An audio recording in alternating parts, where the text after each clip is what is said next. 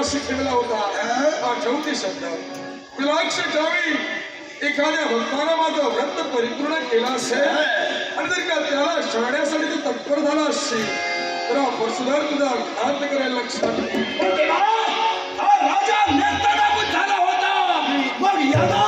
तुझी बातमी केली ती कशी? माझ्या भक्ताच्या जरी स्मृती नसल्या तरी या दाम्पत्यानं त्यांच्याकरवी भक्ती परिपूर्ण करून घेतली अर्थात या राजाकरवी माझ्या भक्तीचं व्रत परिपूर्ण झालंय म्हणून सांगतोय जगायचं असेल माझ्या भक्ताला क्षण आणि मरण चुकव.